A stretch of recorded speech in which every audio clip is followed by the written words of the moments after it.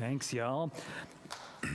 Okay, here's what it says, here's what it means, here's why it matters.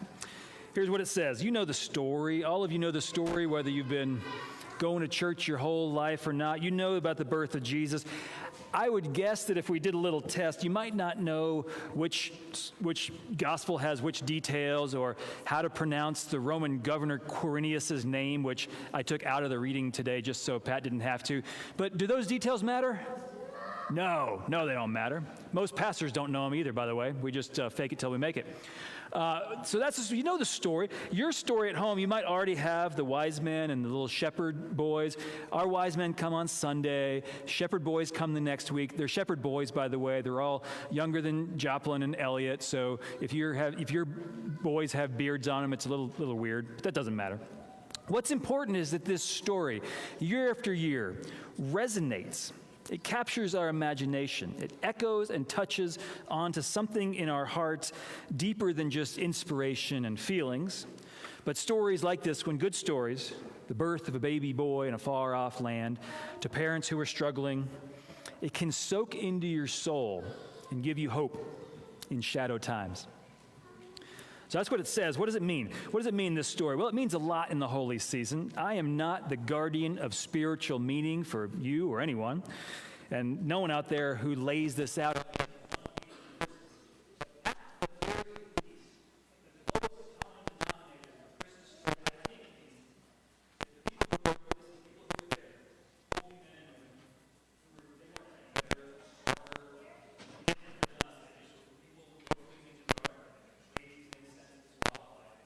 At the least, this story means that they realized they were not alone in a strange world. They realized this story means that God showed up and moved into the neighborhood. Which neighborhood? Well, it was a neighborhood. And it says that God will move into our neighborhoods, tough neighborhoods, hard, shaky homes, people under threat. God moves into all those circumstances right alongside our joys and our prayers and our cussing and our addiction and our wonder and our dreams and our brokenness. This story means that God, whatever that word means to you, God is not distant or judgmental, but alive and bright and present. This story means that for all the things out there that casts darkness onto the world and casts love and serenity into the world, and for all those things out there that I wish I could be more kind and more grateful, this story means that the bad news is never the end of the story.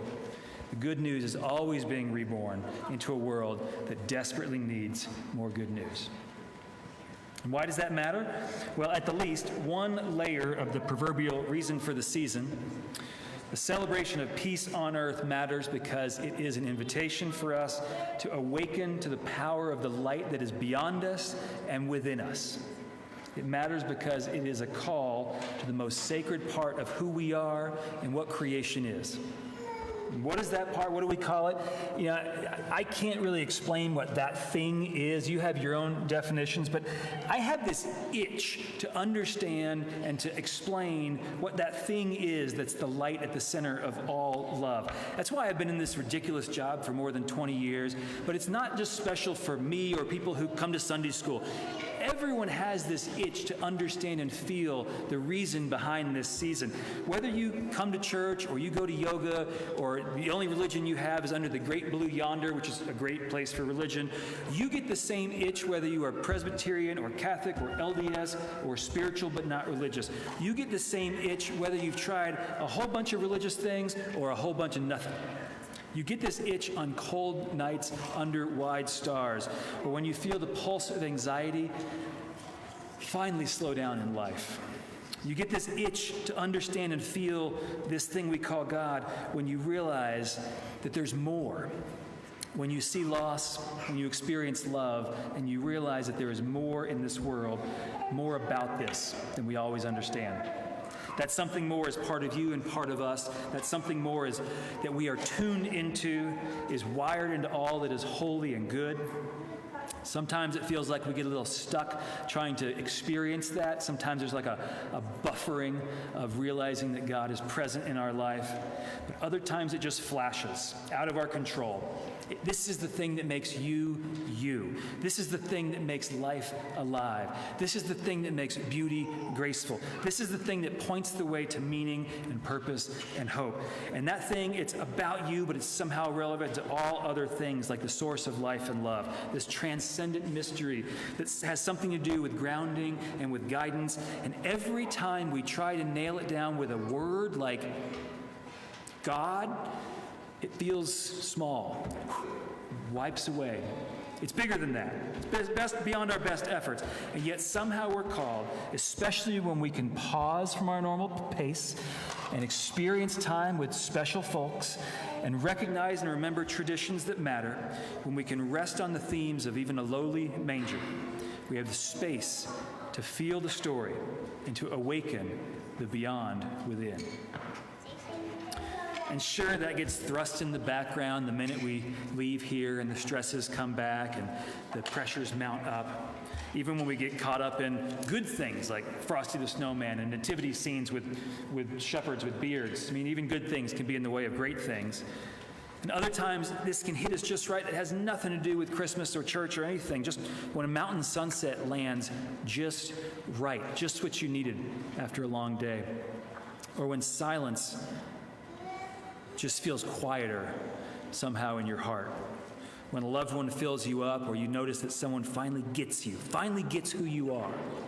When you've been bowled over with peace and fulfillment and inspiration and the power of truth and grace, that is an awakening of this clumsy use of the word God, who moves into the neighborhood on a night like this. It's never an easy formula, but especially at places like this, rhythms of faith carry us into sanctuaries and seasons and times like this. We are invited to move a little closer and lean into the peace that passes understanding. And may these stories and traditions that you breathe in, may they matter because they honor that part of your spirit that touches the Spirit. And when the mundane can shine with sanctity, and when you seek good news and find it, I invite you to give shape to your days to come, and may it be a seed for the world to unfurl.